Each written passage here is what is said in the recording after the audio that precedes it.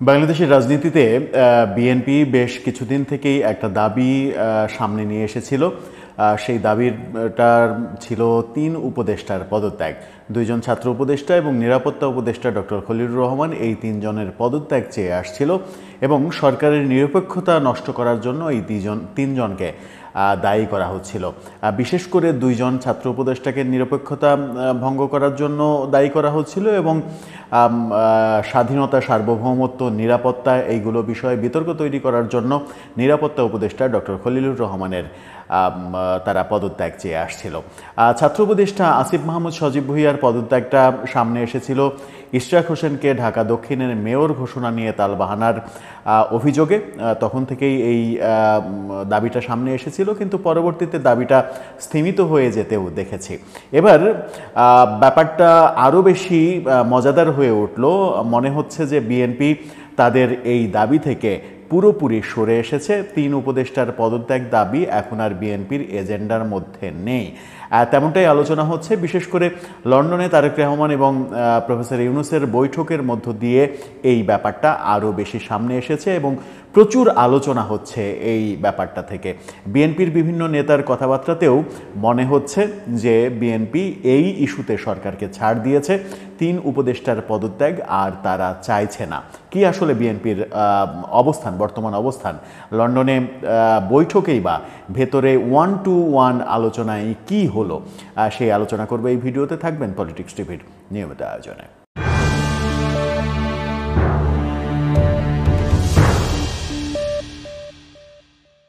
দর্শক, পলিটিক্স টিভির নিয়মিত ভিডিওগুলো স্পন্সর করছে প্রজাপতি.টিভি, নতুন ওটিটি প্ল্যাটফর্ম। আপনারা চাইলে ইউটিউবে, ফেসবুকে, ইনস্টাগ্রামে, টিকটকে দেখে নিতে পারেন।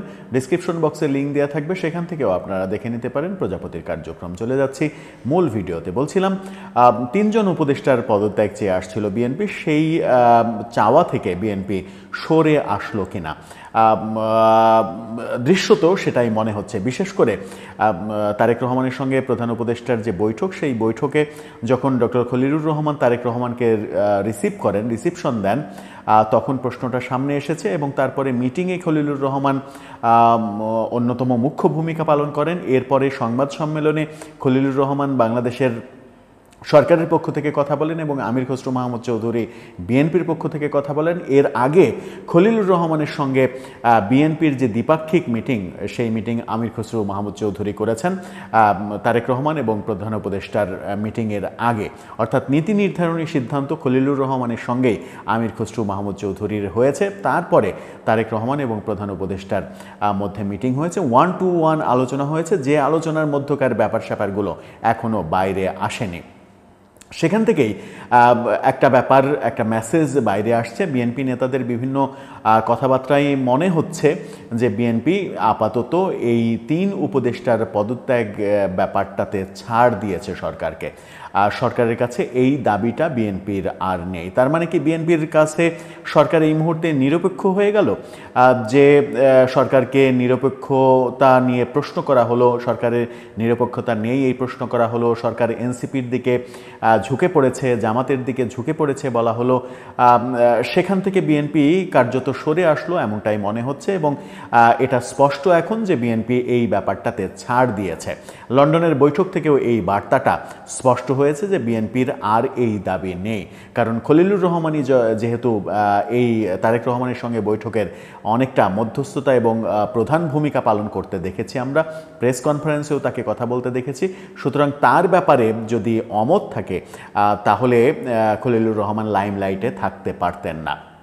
আবার অনেকে এই আলোচনাও করছেন যে মুহূর্তে বিএনপি খলিলুর রহমান সহ আরও 2 উপদেষ্টার পদত্যাগ চাইছে, সেই মুহূর্তে ডক্টর ইউনূস রাজনীতির মার প্যাচে একটা খেল দেখিয়ে দিলেন, খলিলুর রহমানকেই সামনে এগিয়ে দিলেন তারেক রহমানকে রিসিভ করতে এবং সরকারের পক্ষ থেকে স্পোকম্যান হিসেবে কথা বলার জন্য তাকেই সামনে এগিয়ে দিলেন, যেন বিএনপিকে একটা বার্তা দেয়া যায় যে তোমরা যাই বলো, আমার খেলা আমার কাছেই রয়েছে। এরকম তির্যক আলোচনাও অনেকে করছেন, অনেক বিশ্লেষক এভাবে আলোচনা করার চেষ্টা করছেন। আমরা সেই আলোচনায় যেতে চাই না, আমরা সহজ সরল সমীকরণে থাকতে চাই যে বিএনপি আপাতত এই 3 উপদেষ্টার পদত্যাগ দাবি থেকে পিছিয়ে এসেছে, অর্থাৎ ওই পয়েন্টে বিএনপি ছাড় দিয়ে দিয়েছে।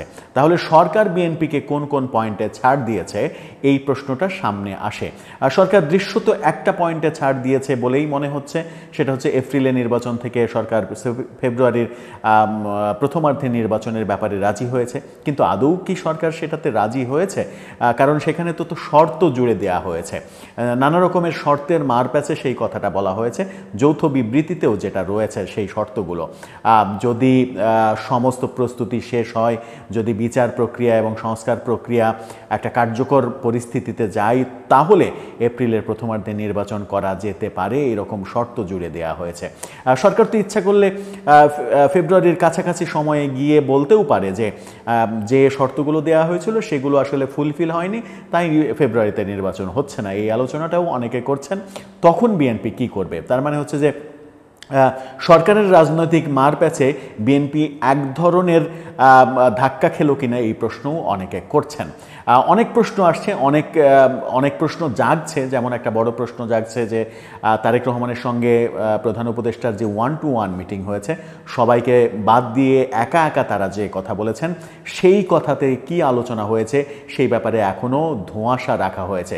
সেই ব্যাপারে শুধুমাত্র জনগণকে ধোঁয়াশায় রাখা হয়নি, এমনকি বিএনপির নেতারাও ধোঁয়াশায় রয়েছেন। বিএনপি নেতারা এমনও বলেছেন যে পরবর্তী স্থায়ী কমিটির যে বৈঠক হবে, সেই বৈঠকে তারেক রহমান সেই 1-to-1-এ কী কী আলাপ হয়েছে সেই আলাপের ব্যাপারে যখন স্থায়ী কমিটিকে অবহিত করবেন এবং তারা অবগত হওয়ার পরে তারপরে সেই বিষয়গুলো নিয়ে তারা কথা বলবেন। তার মানে বিএনপি নেতারাও এখন পর্যন্ত অন্ধকারে রয়েছেন যে 1-to-1 আলাপ কি হয়েছিল, কোন কোন ইস্যুতে আলাপ হয়েছিল, সেটা কি তাদের দুজনের মধ্যেই থাকবে, নাকি তারেক রহমান তার স্থায়ী কমিটিতে সেগুলো শেয়ার করবেন, তারপরে আমরা সাধারণ মানুষ বিএনপি নেতাদের কাছ থেকে সেগুলো জানতে পারবো? সেটা সময়ই আসলে বলে দেবে। পরবর্তী স্থায়ী কমিটির মিটিং পর্যন্ত আমাদের অপেক্ষা করতে হবে যে 1-to-1 মিটিংয়ে আদৌ কি হলো। এই বৈঠককে কেন্দ্র করেই অনেকে অনেক রকম বলছেন যে বিএনপির এক ধরনের পরাজয় হলো, সরকার এক ধরনের বিজয় লাভ করলো, বিএনপিকে কৌশলে ফেব্রুয়ারি পর্যন্ত স্থিমিত করতে পারলো সরকার যে কোনো নেগেটিভ কর্মসূচি থেকে। এটা সরকারের একটা কৃতিত্ব।